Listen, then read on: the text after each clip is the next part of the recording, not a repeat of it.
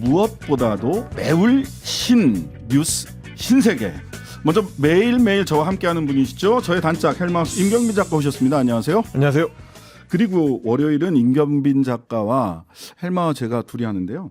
화요일부터 금요일까지는 매일매일 한 분씩 더 모셔서 뉴스 신세계의 깊이를 더해보고자 합니다. 매주 화요일에는요. 김민하 평론가와 함께합니다. 안녕하세요. 안녕하세요. 네, 오랜만입니다. 글쎄 오랜만은 오랜만이죠. 네.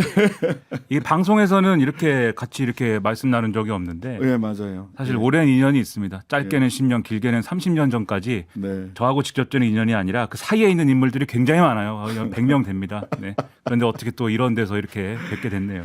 뭐 노회찬 심상정도 중간에 사이에 있었고요. 정말 많은 분들이 사이에 있었습니다. 그 사이에 사실 한국 진보 정당사가 있죠. 예, 그렇습니다. 예, 민주노동당부터 쭉 뭐 있었습니다. 예, 반갑습니다. 저희 방송 유튜브로도 생중계되고 있습니다. 제가 어제 구독 100만 MBC 라디오 시사 구독 100만 가달라 이렇게 말씀을 드렸는데요. 어제 80만 4천부터 시작을 했어요. 근데 오늘 82만 5천입니다. 2만 1,000명 정도 늘었습니다. 구독해 주신 많은 분들께 감사의 인사를 드리지만 I'm still hungry. 아직 배가 고픕니다. 이렇게 해서 이번 주 안에 100만 못 갑니다. 예. 거침없는 하이킥 전사 100만 양병론, 100만 양병설.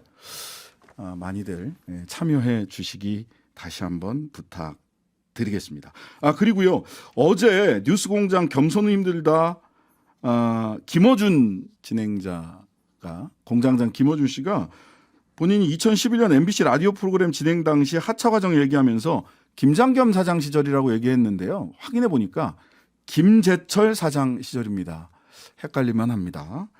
정정해 드립니다. 양해 부탁드리고요. 자, 그럼 본격적으로 뉴스 한번 토파 보도록 하겠습니다. 누가 뭐래도 오늘 어제 저녁에 저희들이 이거 큰 문제가 될 것 같다 했는데 아니나 다를까 UAE의 적은 이란이다 발언 후폭풍 거세지고 있습니다. 그렇습니다. 외교 문제가 되고 있습니다. 아랍에미레이트의 적은 이란이다라는 윤석열 대통령의 최근 발언에 대해서 이란 외무부 대변인이 공식 브리핑을 하고 나섰습니다. 나세르 카나디 대변인인데요. 주변국이자 우방국가인 이란과 UAE의 관계에 대한 한국 대통령의 최근 간섭적인 발언 이거를 들여다보고 있고 또 계속 지켜보고 있다. 이렇게 밝혔고요. 그러면서 UAE를 포함한 페르시아만 연안 국가들과 이란의 역사적이고 우호적인 관계 이런 면에서 급속하게 일어나고 있는 긍정적인 전개를 전적으로 모르고 있다는 점을 보여준다. 이렇게 강하게 또 꼬집기도 했습니다. 그러면서 이란 외무부가 최근 한국 정부의 스탠스, 특히 이제 이란과 UAE 관계에 대한 외교적으로 부적절한 한국 대통령의 발언을 심각하게 지켜보고 있다라고 평가를 하면서 우리 외교부의 설명을 기다리고 있다는 말을 덧붙이기도 했습니다. 이미 사실은 대통령실에서 설명을 했는데 아직 설명을 기다리고 있다. 이 충분히 설명이 안 됐다는 얘기인 거죠. 그래서 이제 우리 외교부가 추가 입장을 냈는데요. 이 대통령실의 입장과 비슷한 말을 했습니다. 개별 국가와의 외교 관계는 별개인 거고 우리 대통령께서 이란과의 관계에 대해서 언급한 적은 없다. 물론 이 말은 맞습니다. 우리가 이란과 어떤 관계인지를 대통령이 말하지는 않았고요. 이제 UAE와 이란의 관계를 언급한 게 이제 문제가 된 건데 그러면서 우리 외교부는 우리 장병들에게 대통령이 최선을 다해달라는 취지의 격려 차원의 말씀이었다. 이렇게 해명을 했습니다. 그러다 보니까 UAE의 적은 이란이다. 이 말을 아니다. 잘 들어보면 반복해서 잘 들어보면 UAE의 아랍에미레이트의 정은 미란이다. 미란이에게 정을 주고 있는 거다. 이렇게 읽어야 되지 않냐.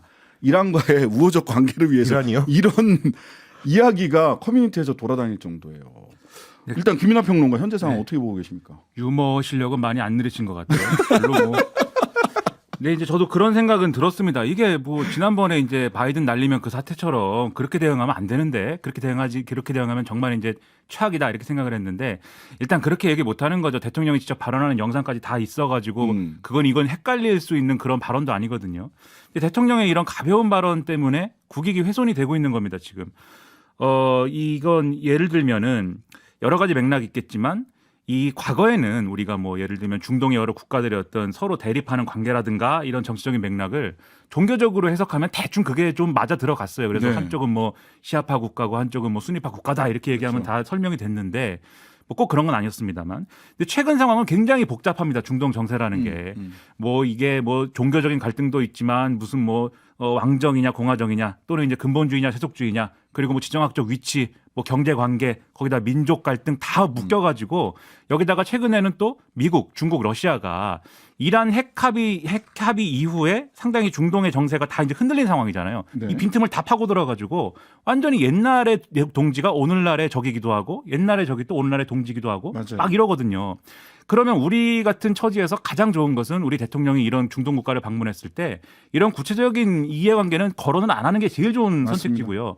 더군다나 이걸 발언한 곳은 또 아크 부대 장병들이 있는 곳 아닙니까? 네. 아크 부대 장병들이 여기서 뭐 이 아랍에미리트 이 군하고 같이 공동으로 무슨 반 이란 북한 작전을 수행하고 있는 게 아니거든요. 그냥 훈련 부대예요. 훈련 부대. 훈련 그렇죠. 시켜주는 부대. 그렇죠. 아랍에미리트 군에 대해서 특수전 훈련을 시켜주고 그것에 대해서는 그리고 특정한 어떤 적을 상정해서 훈련시키고 뭐 이런 게 아니라 정말 우리가 아랍에미리트랑 우호적인 관계이기 때문에 안보적으로 도와주는 거다. 이런 맥락인 건데 네. 대통령이 이렇게 여기서 얘기를 하면 그런 맥락을 벗어나게 되고 그러면 이제 아크 부대의 존재라는 거에 있어서 아랍에미리트도 그렇고 이란도 그렇고 굉장히 이제 껄끄럽게 볼 수밖에 없는 상황이 되지 않겠습니까? 그럼 이제 우리 국익이 훼손되는 것이기 때문에 이런 문제에 왜 이렇게 이 참모들이 제대로 이 보좌하지 못했을까? 또 대통령은 왜 자꾸 이렇게 이런 외교 속상에서 가벼운 발언을 하는 것일까에 대해서 다시 돌아보지 않으면 같은 일이 또 반복될 것이다 우려가 많이 됩니다.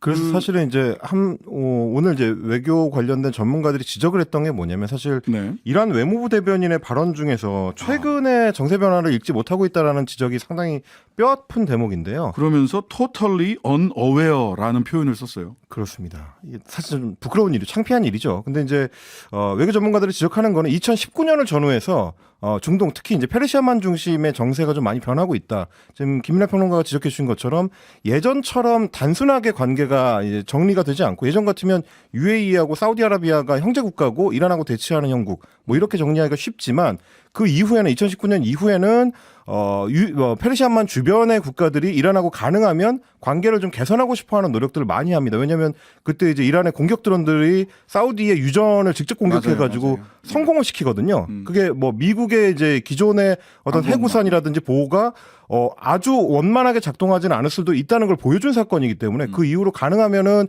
이란하고 잘 지내려는 노력들이 이제 경주가 됐었고 그 결과로 UAE도 지난해 여름에 이란과의 이제 외교 관계를 수복하고 이제 대사를 다시 파견하게 되는 이런 정황들이 있는데 그걸 어떻게 보면 대통령한테 제대로 전달해야 되는 참모 조직들 우리 외교부의 인사들이 제대로 전달 못한 결과가 어제의 실수로 나온 거 아니냐 이제 이런 비판들이 나오는 거죠. 근데 이제 따져봐야 될 거는 이게 대통령실에서 잘못 전달한 거냐 아니면 외교부에서 잘못 전달한 거냐. 근데 오늘 국회 외교부 차관 나와가지고 우리는 모르는 일이다 이런 취지로 얘기를 했거든요.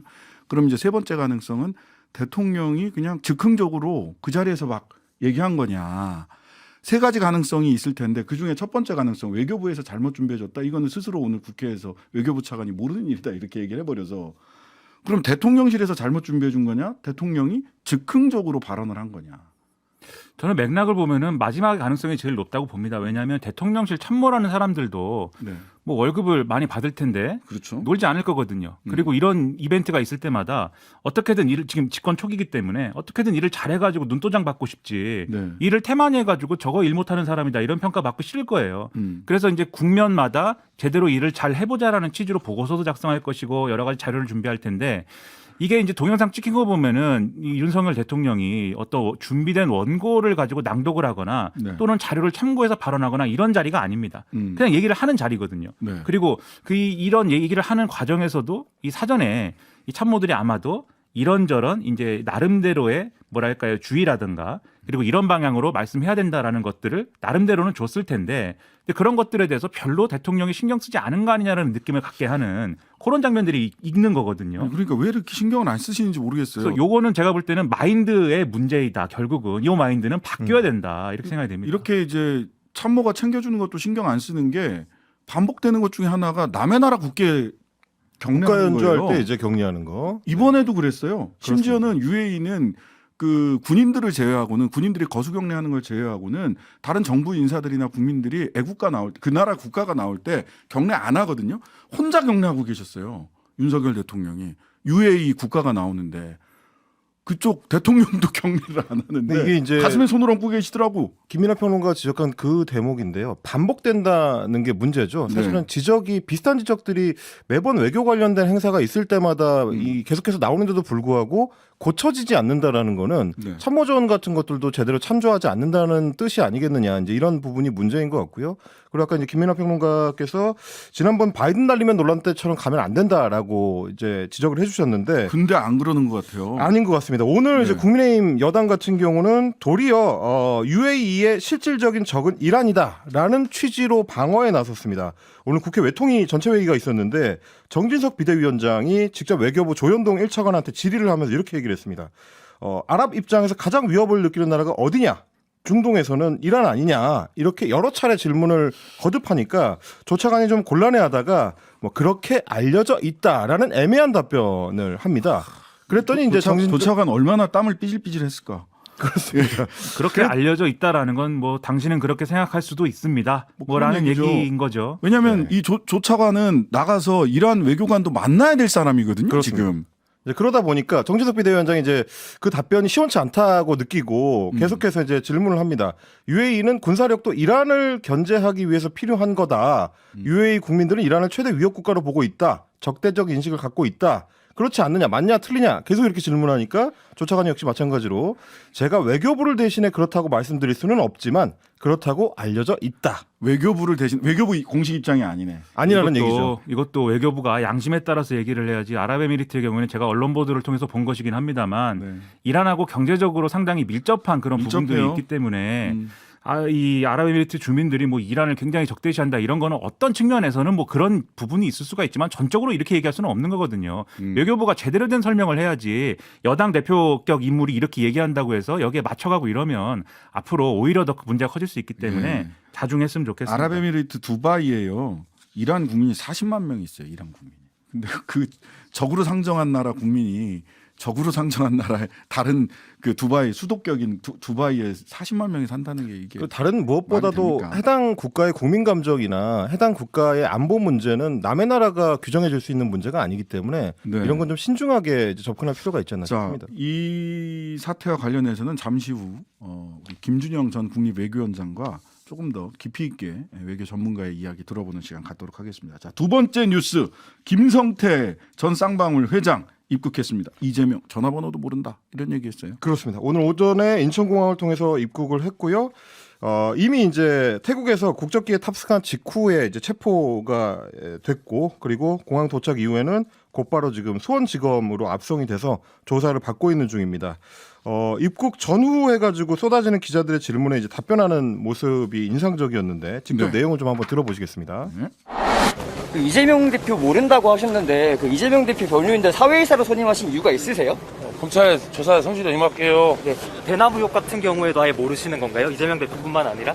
탄압 의혹이 말도 안 되는 얘기지. 그거 뭐. 이재명 씨와의 관련성은 없다고 말씀하시는 건가요? 전화도 한 적 없으세요? 이재명 씨는 전화나 뭐 이거 한 게 없는데. 전화는 한 번 하신 적 있지 않으세요? 없습니다. 전화 없고요. 전화보다 말도 못하고. 네, 뭐 그 특가법상 배임 횡령도 있고 외환관리법 위반도 있고요. 그 북쪽에다가 송금했다라고 하는 건 본인이 인정을 했어요. 다만 개인 돈이다 이렇게 얘기를 해서 그렇습니다. 배임 횡령은 아니다 이렇게 부인을 한 바가 있고. 근데 그건 뭐 김성태 씨가 그 본인 그 죄니까 우리가 그렇게 관심 가질 필요가 없는 거고 지금 뉴스아이킥에서 이 얘기를 다루는 핵심은 변호사비 대납 의혹 이 건과 관련된 거잖아요. 그렇습니다. 가장 주목받고 있는 사안이 아무래도 이제 이재명 대표하고 직접 관련이 있는 변호사비 대납 의혹인데 2018년에 이 대표의 이제 공직선거법 위반 사건을 맡았던 변호사들의 수임료 상당히 좀 규모가 큰 변호인단이었기 때문에 그 수임료를 쌍방울 측이 전환사채 20억 원 그리고 현금 3억 원을 합쳐서 23억 원 정도 지불했다. 대신 지불했다라는 의혹입니다. 일단 검찰은 체포 시한이 내일까지이기 때문에 김 전 회장의 구속 필요성을 입증하기 위한 조사에 주력을 한 뒤에 영장을 청구할 방침이고요.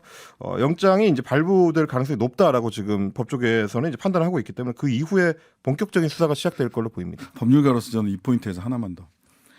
저는 좀 납득하기 이게 좀 보여주기 아니냐라고 생각이 됐던 게 뭐냐면 체포영장이 발부가 돼서 체포를 하면 48시간 이내에 풀어주든지 아니면 구속을 시키든지 둘 중에 하나를 해야 되거든요.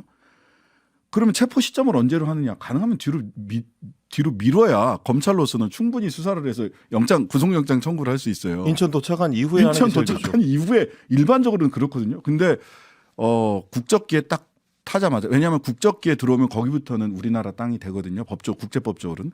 국적기에 딱 타자마자 거기서 체포를 했어. 그럼 한 6시간, 7시간을 그냥 공중에서 날리는 거거든요. 야, 이건 왜 이랬을까? 우리가 참 적극적으로 열심히 일한다라는 걸 보여주고 싶었나 하는 뭐 사소한 포인트가 있었고요. 김민하 평론가, 이 사태에서 김성태 전 쌍방울 회장의 귀국과 변호사비 대납 사건 의혹, 이 사건에서 지금 주목하는 포인트가 있다면 어느 부분이십니까? 일단은 아직은 뭐 포인트를 얘기하기에는 좀 이르지 않나 싶은 생각이 듭니다. 왜냐하면 김성태 씨가 받고 있는 혐의라는 게 뭐 지금 죄목을 얘기하면 이제 몇 개를 얘기할 수 있지만 자본시장법 위반도 있고 말씀하신 대로 배임 횡령도 있고 뭐 이 외환송금 이 법도 있고 뭐 외환관리법도 있고 한데 이런 것들에 대해서 구체적으로 여러 가지가 뭐 보도가 나오고 또 검찰이 그동안 이 수사한 바도 있고 여러 가지 결국은 이분을 수사를 해야 나머지 부분들에 대해서 차근차근 쌓아나갈 수가 있는 건데 이제 들어온 거지 않습니까? 그리고 네. 이제 구속이 될 건지 뭐 어떤 건지도 지켜봐야 되는 것이고 네. 그렇다고 하면은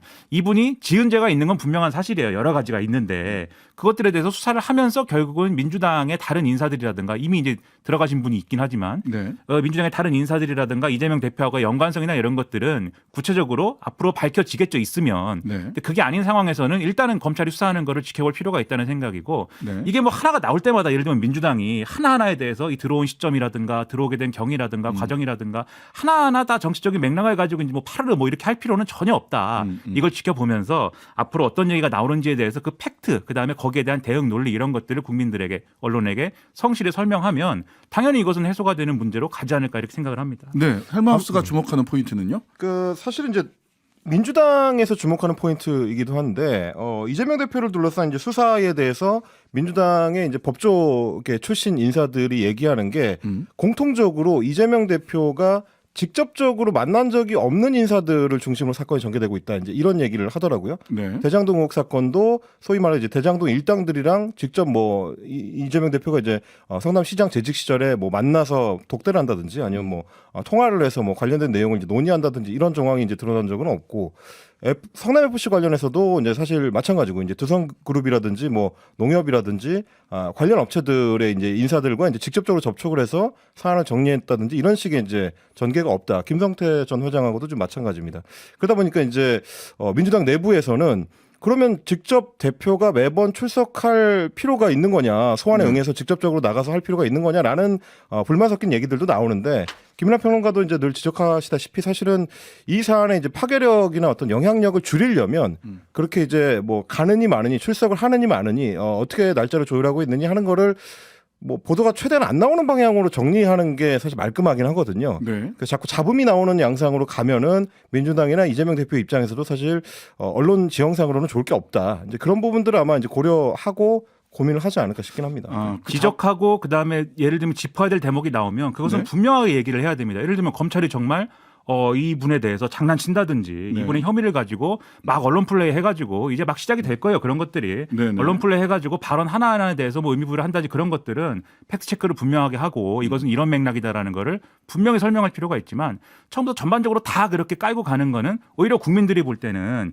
이게 여러모로 이제 맥락이 있는 것 같다 이런 뉘앙스 줄 수 있는 거지 않습니까? 오히려. 그래서 정치 세력으로서는 제가 뭐 이 법적인 부분들은 나중에 밝혀져야 하는 거니까 네. 정치 세력으로서는 이것에 대해서 얼마나 현명하게 대응할 것이냐 여기에 더해가지고 검찰이 이제 소환 통보를 한 거잖아요. 이재명 대표에 대해서도 네. 그거에 대해서도 이제 제가 볼 때는 뭐 이 남은 설 연휴까지 가는 과정에 계속 뭐 이 출석을 하니 마니를 가지고 막 이렇게 입씨름할 필요가 없어요. 그것도 방침을 정확하게 정하고 그 정한 다음에 그냥 넘겨버리는 것이 필요한 것이지 이런 것들을 가지고 질질 끄는 게 오히려 제가 볼 때 민주당에게는 손해 같다 이런 생각이 듭니다. 네.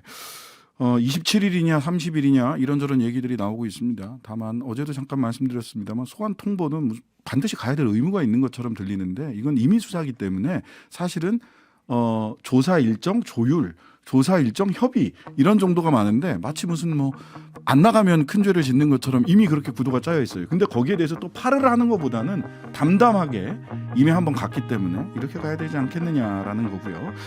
네, 뉴스 신세계 다음 주제는요. 잠시 광고 듣고 와서 계속해서 이야기 나눠보도록 하겠습니다.